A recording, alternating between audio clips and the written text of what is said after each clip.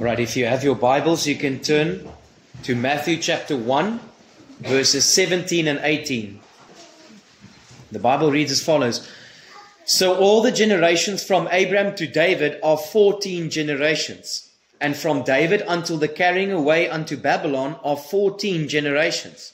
And from the carrying away into Babylon unto Christ are 14 generations. Now the birth of Jesus Christ was on this wise, when as his mother Mary was espoused to Joseph, before they came together, she was found with a child of the Holy Ghost. Let's pray.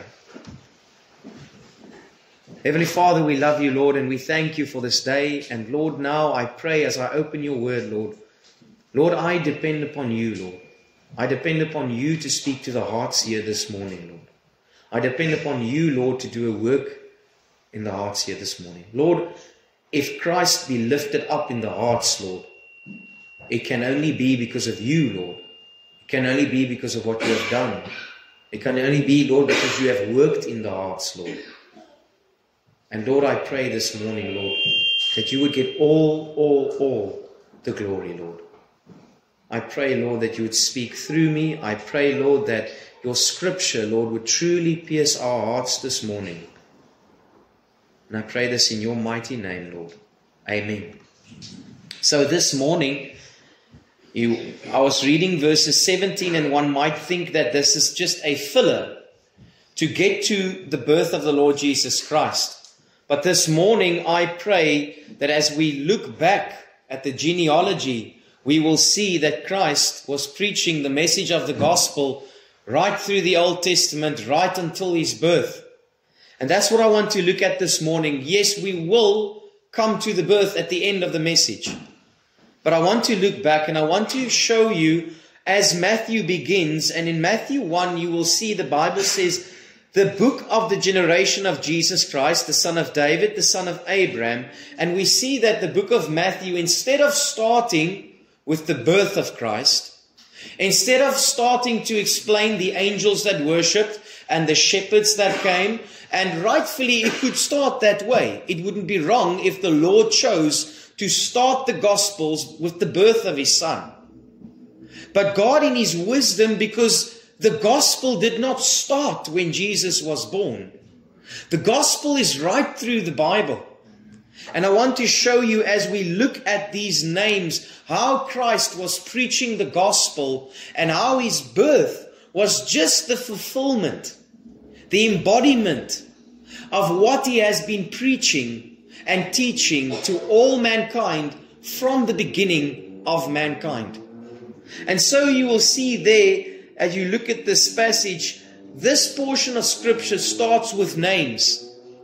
And one can almost think that these names are just a filler. Now, obviously, when you are a Christian, you know that no word in the Bible is without a purpose, right? But sometimes even after salvation, we can read this and we can skip over this and say that this is a filler almost to get to the birth of the Lord Jesus Christ. But it is not. There is a specific purpose why Christ gave us these names and preached to us, and He is preaching to us still today. And as we look back in the history of mankind, we see this incredible message of God's grace. And so I want to look at these names this morning, and it is so incredible that God reveals His redemption plan, not accidental. But right through the pages of history, we see that God had a specific purpose with every single person in the Old Testament, with Abraham, with Isaac, with David, with Rahab, with Boaz, with every single person there was a specific purpose. And in Galatians 4 verses 4 we see the following. But when the fullness of time was come, God sent forth His Son. When the fullness of time was come, at the right appointed time, God sent His Son. And if you look at this passage, you will see that there's 3 times the Bible mentions 14 generations, 14 generations, 14 generations. From Abraham to David, we see a promise. And we see this incredible truth that God keeps His promise. Then from David to the exile, which was another 14 generations, we see that man's failure and God's judgment. Now, please understand, that's where God can rightfully end our story and be perfectly just when He does that. When man sins and rebels against God, God can rightfully then judge man. And no one can say that it is unfair when God judges us because of our sin. But then there's another 14 generations from the exile to Christ, and God shows His redemptive plan. And He shows that He will be the one that will save His people from their sin. So I want you to go back, and as you look at verses 1 and 2, it says there in verses 2, and Abraham begat Isaac. And Abraham is the first name that we're going to look at this morning, because grace of God initiates this redemption plan, and it starts off with Abraham. Why? Why does this magnify God's grace? Because in Joshua 24 verses 2 it says, your fathers dwelt on this other side of the flood in the old time, even Terah, that was the father of Abraham, and the father of Nahor, and they served other gods. And so God, when He comes to Abraham, He comes to a man that serves other gods. But then the Bible says in Genesis 12 verses 1 to 3, He gives this promise to Abraham, in thee shall all the families of the earth be blessed. God begins salvation with grace, not with man's worthiness. He comes to a man that worships another God, and He gives him a promise that through him the nations of the earth will be blessed. And what is so incredible about this, Abraham believed God. In Romans 4 verses 1 to 3, please follow these verses, because it is pivotal to your salvation. Because God pictured salvation in the Old Testament, and it's exactly the same in the New Testament. That's why He uses Abraham as an example. And He says in Romans 4 verses 1, what shall we say then that Abraham our father as pertaining to the flesh has found? For if Abraham were justified by works, he would have reason to glory, but not before God. Paul is writing to the Jews, and he says, you that know that Abraham is your father, he says, what did Abraham find in the works of his own flesh? If that was the means he would be justified before God, he would have reason to glory, but he could not glory in God, because then he deserved something. He earned it. But what does the scripture say in verses 3? For what says the scripture? Abraham believed God, and it was counted unto him for righteousness. That moment when this pagan believed the promises of God, God took His own righteousness and He credited to Abraham. And from that moment, Abraham was called righteous. But not because of Abraham, because of God imputing, counting His righteousness upon Abraham. And obviously we know that when a man receives the righteousness of God, the works will follow. But as the evidence, not as the means to get it. Amen. And so God starts off with grace, and He starts His genealogy off with mentioning Abraham. Then He goes to Isaac. In verses 2 it says, Abraham begat, which means born of Isaac. Now when you look at Isaac, you see this incredible promise that God is keeping. Because it is absolutely impossible for Isaac to be born. The Bible says there in Genesis 17 verses 7, shall a child be born unto him that is 100 years old? And in Genesis 21 verses 1 to 2, the Lord visited Sarah, and then He spoke to her and gave her the promise. Why does God do this? He gives a promise to Abraham, and Abraham believes the promise, and God counts his own righteousness upon him and saves him and gives him his own righteousness. Abraham now is the father of all those who receive Christ by faith and become righteous through Christ. But then as he's going to fulfill his promise, he says that he's going to keep his promise, but almost to the point where Abraham says, how is this possible? Because I am now to the point where I cannot get children. My wife is 100 years old. And God steps in and says, exactly. Because once again, it is my promise that I keep. And I will show grace again to you, Abraham, and to your wife. And you will conceive a son out of promise. And so Isaac is born. Then the Bible says in Matthew chapter 1 verses 2, Isaac begat Jacob. And then we start to see how this promised grace transforms people. Because before this we know that Jacob is a deceiver and a manipulator. In Genesis 27 verses 36 we see this. Is not he rightly named Jacob? For he has supplanted me these 2 times.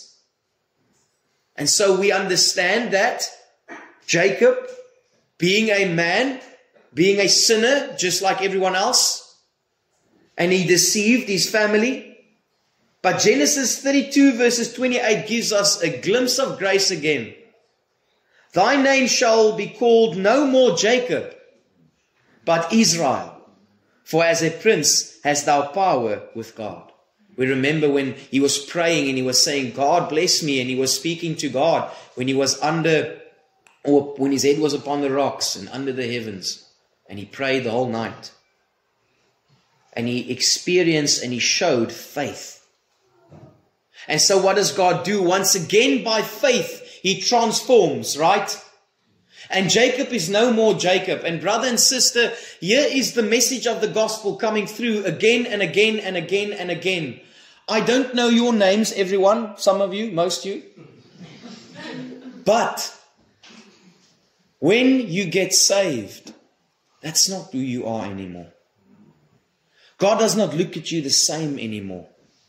I don't have to look back on my past and be haunted by it, because by God's grace, He can save and forgive me and give me a new name. Amen.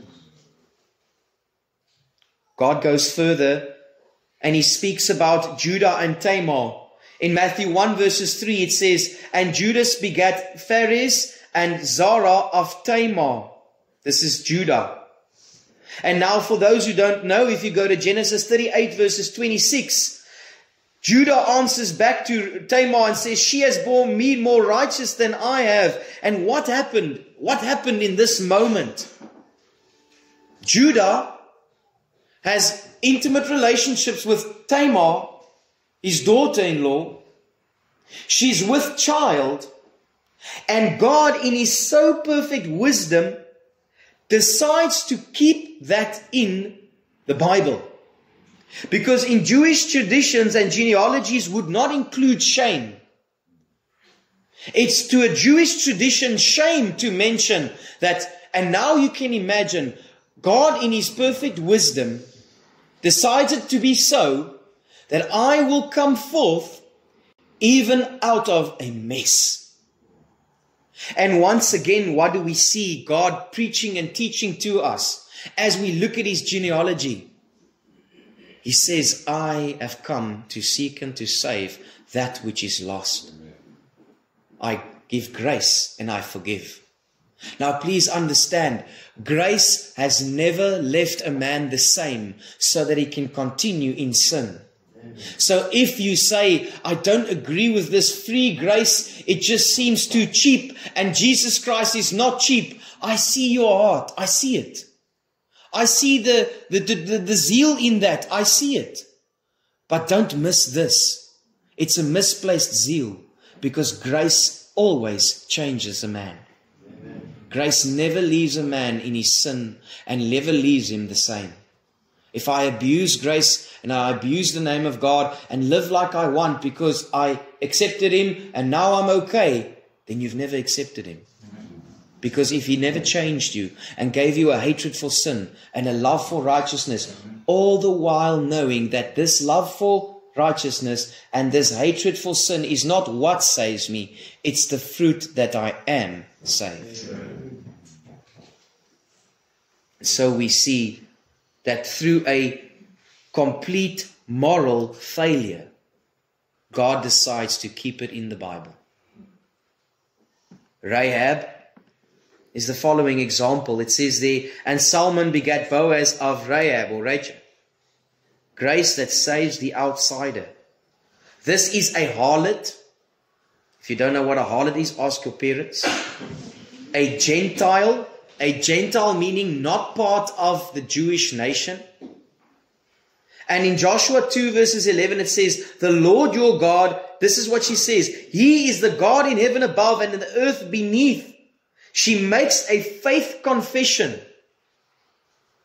And therefore in Hebrews 11 verses 31 we see, by faith the harlot Rahab perished not. This is a harlot. This is someone that would be the least in her nation. This is someone that is a Gentile nation. The Jews and the Lord working with the Israelites are moving towards Jericho, and the people of Jericho are terrified. Now, this is the difference between saving faith and a knowledge in your head that can only terrify you and just cause further judgment. Both the people in Jericho knew about God. They knew about this great and terrible God to the point where they were so fearful for this nation to come to them. And that's why the Bible says the devil believe, but they tremble. But Rahab does not have a trembling belief. She has a belief that this is the true God. And God visits her. And God saves her. But God could have saved her and said, you are a trophy of my grace. But He does more than that. He decides that through Rahab, His bloodline will flow. That His son will be born through a harlot. Brother and sister, there is no scripture in the Bible that ever tells us that God came for good people. The whole message of the Bible is that God came to save sinners. Then you might respond back by saying, but I never lived as an harlot. I never lived as an adulterer. No, brother and sister, if you looked on a woman to lust, you were already committing adultery in your heart. If you had anger in your heart, you already committed murder. Every single person in this room is an adulterer and a murderer and a fornicator and a liar and an adulterous blasphemer. Until you realize that this is my lot and I deserve judgment, but God, be merciful to me. By your grace, save me. I believe in you as my Savior. And God does this wonderful thing that man cannot explain. He gives His own righteousness to that man. And He gives and takes away his guilt and his sin. We see another example of Ruth. The Bible says Boaz begat Obed of Ruth. This is a foreign nation. This is a Moabite family. Now please understand that Ruth is from the Moabites. This is an enemy nation of God. This is an enemy nation of Israel. And God once again in His absolute wisdom, and look at what Deuteronomy 23 verses 3 says. An Ammonite and a Moabite shall not enter into the congregation of the Lord. This is a law that was written. Because the Ammonites and the Amorites, they serve false gods and they serve and worship false God. If you want to go into the history, that they are the most wicked background. But then God comes in His mercy and in His grace. He comes to Ruth. Ruth by faith says this, thy people shall be my people and thy God shall be my God. And every statement that we see, I'm against this whole thing of the sinner's prayer. Say these words, then you are saved. Because I see prayers in the Bible all kinds of ways. Ruth said, your God is my God, and she was saved. Abraham believed God and was counted unto him for righteousness. The thief on the cross said, remember me when you enter into the kingdom. The man that was the publican said, God be merciful to me a sinner, when he smote upon his breast. These are all kinds of different prayers. But what did each and every prayer contain? A knowledge of sinfulness, an understanding of grace offered, and a stretching forth to receive it. Amen. And God casts no one out that calls upon him. For whosoever shall call upon the name of the Lord shall be saved. But that has been made so cheap today, because the call is being magnified without man's sinfulness that is being explained. You can call 1,000,000 times to a God that you don't think you've sinned against and never be saved. But that one day, when you in brokenness call out to God and say, God, be merciful to me, a sinner, God showers you with his grace. That's the reason why he gives us these names, to magnify his grace. So that when we stand before him, we would have nothing to boast over. All we can say is, by the grace of God, he saved me. And he gave me a new life. Then we see David. Grace that keeps the covenant despite the failures. In Matthew 1 verses 6 it says, and Jesse begat David the king. In 2 Samuel 7 verses 12 to 13, the Bible says, I will establish the throne of his kingdom forever. But yet we see in 2 Samuel 11 verses 4 that David falls. And he goes to Bathsheba and he commits the most horrible sin that a man can commit. He takes another man's wife. Out of the fear and the anxiety of what he's done, he then proceeds to murder the husband. Now, lest you look at that and say, well, that means I'm okay. If David did that and he was okay, then I'll be okay. You will only be okay if the same prayer that David prayed, you also prayed. Because in Psalm 51 and all the other broken Psalms, we see David says, God, against you and you alone have I sinned. You know, God can save the vilest of sinners, but are you willing to acknowledge that? Are you willing to look back and realize that your fornication was in the sight of God? Are you willing to look back and realize that these things that you thought were innocent, most of you that are adults now, unfortunately, this is the wickedness of our culture. I don't know one of you, not that I say I know everyone, that has not in some way, shape or form fulfilled the lust of your flesh to the shame of your conscience. In some way or shape or form, you fulfilled the lust of your flesh. Even if it was that girlfriend that no one knew about. Brother and sister, realize this. You have sinned against a holy God. But God is willing to be merciful to you, as he was with David. And it says there in Psalm 89 verses 34, my covenant will I not break. And so God in his mercy, when David calls out for forgiveness, he cleanses David and he forgives David. And he does not say, I will start over and I will go to someone else. I will continue with the promise that I have made because I am a covenant promise-keeping God. And that forgives me and I'm merciful. Then we see the wife of Uriah. David, in verses 6 of Matthew, David the king begat Solomon, of her that had been the wife of Uriah. And this is so incredible how God does this. Listen to how this was not necessary if we wrote this. Okay? If you and I would write the story of Jesus, we would say, David the king begat Solomon. Finished. No. God does not put sin under the carpet. He highlights it. He says, what does he say there? I've lost my place. There we go. Of her that had been the wife of Uriah. In the pages of the New Testament, God highlights David's sin. He recognizes that this is something that he did not agree with.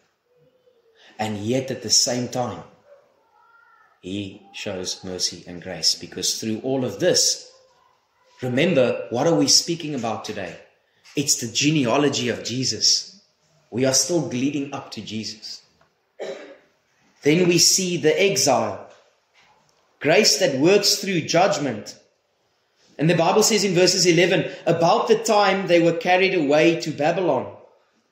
This seemed like failure. There's no king, there's no temple, there's no throne. Yet God kept His promise. Realize this, that this is a nation that rejected God. They forgot God. God has taken them into exile and into judgment. There's no temple to worship. There is no God to worship. Or there is a God, but they are in this false religion. They are in this in the mixture of exile. And this is a terrible time for Israel. This is a time of fallenness and sin and judgment. But what does God do? He knows the thoughts that He has towards His people. He knows the covenant that He made with His people. And He doesn't forget His word. We see further in chapter 16 or verses 16. Joseph, the husband of Mary, of whom was born Jesus. We see the humble obedience of a man, of Joseph, this man Joseph. And we see this in verses 24 of Matthew chapter 1. Then Joseph did as the angel of the Lord bidden him. And this is an amazing picture. We see Joseph and Mary. We don't see two people that are wealthy, because there's clues in the Bible that teaches us what the state of their state was, if I can call it like that. When they went to worship, they offered doves. Now, you can offer multiple different sacrifices. A dove you can offer, a lamb. But a dove is when I don't have anything else to offer, but I will still go to the temple and worship, right? And they brought their doves to worship. And this is telling me that this is just a normal person, unseen by man, yet faithful to God. Believes in God. And now, this moment, in verses 21, and she shall bring forth a son, and thou shalt call his name Jesus, for he shall save his people from their sins. Luke 19 verses 10 says, for the Son of Man is come to seek and to save that which was lost. I want to ask you this question this morning. When in verse 21 it says, a son shall be born and he will save his people from their sins. Is this the first time that we should know this? No. Jesus has preached that in Abraham. He preached it in Isaac. He preached it in David. He preached it in Uriah. He preached it in Boaz. He preached it through every single person in history. And let me tell you why. God didn't just specifically choose sinners. Because we might look at that and say, wow, He specifically chose bad people. Show me a good person in this world. There is none. The Bible says there's none righteous, no, not one. Do you know what God actually just chose? Normal people. From all different kinds of places. You have a king. You have a harlot. You have an enemy of God. Or the nation of Israel, which is the Moabites. And you have everything in between. Just like we have today. Today in this room there is black, white, rich, poor. But one thing you all have in common. And you must understand this. That Christ came to save sinners. And if you cannot make that confession, you can never be saved. If you don't come to the understanding that I deserve hell and judgment just like anyone else. And it is only by the free grace that I can be saved from my sin. Then there's no salvation for you. Because that is the whole message of the Bible. It has been the message in the Old Testament. It has been the message in the New Testament. It will be the message for all eternity that Christ Jesus came into this world to save sinners. And as Paul says, of who I am chief. Brother and sister, Jesus Christ was born to save you from your sin. Jesus Christ, in every book and page of the Bible, is shouting out to mankind, by grace through faith. And so my invitation to you this morning, can you recall where God has convicted you and showed you, I died for you. You are on your way to hell. You need a Savior. You need to be born again. You need to call upon my name. You are guilty. You need to be saved. Can you recall that? Can you truly say that? On that day, you can't answer and say, I've always been a Christian. You can't answer, but I try to be a good person. You can't answer anything but, I have the blood and the righteousness of Christ. Do you have it? Verily, verily, I say unto thee, except a man be born again, he cannot see the kingdom of heaven. The Bible says in Ephesians 2, verses 3, we were by nature the children of wrath, which means by our physical first nature, we were born as the sinful child of disobedience, under the judgment of God. That's why Scripture says we must be born again. John 1, verses 12 says, to as many as received me, to them I gave the power to become the sons of God. I am not the son of God by birth. I become the son of God when I receive Christ as my Savior. And the Bible says, who were born not of blood, not of the will of the flesh, nor of the will of man, but was born of God. This is a new birth that takes place in the heart, where man cannot reach, and man cannot out of his own will and his own flesh give himself a new heart. This is something that God does by pure grace. God calls out, the Bible says in Acts 17, He says He has given assurance unto all men that He raised Him from the dead. And because He raised Jesus Christ from the dead, He now commandeth men everywhere to repent. And if you have not repented, and I want to end off by this. This is what biblical repentance is. We often explain this, and I don't like this explanation, where somebody says, here's a gift and just take the gift. Right? There's something much deeper than that. Your hands are not empty when you are receiving that gift. And here's an example. Brother Herschel, I want you to come forward, please. And in Herschel's hand is his goodness, his righteousness, his sin, his merit, what he thinks will please God. And this is God's righteousness, God's goodness, God's forgiveness. And I'm offering that to Herschel. And oftentimes we see this picture of just accept. No. Accept and reject. If you take this, brother, you must put that down. And so I would ask you to take this, but I ask you must put that down. If I come to repentance, I must put down my own goodness, my own righteousness, my own sin, my own life. I must put it down so that I can receive the forgiveness and the righteousness of Christ. So that when I ask you, brother and sister, if you die today, where will you go? Your answer can only be this: I will go to heaven. Why? Because I have received the righteousness of Christ. The blood of Christ cleansed me and saved me of my sin. Any other answer on Judgment Day will be a works answer, and you will be judged for all eternity. It doesn't matter how good you were. All have sinned and fallen short of the glory of God.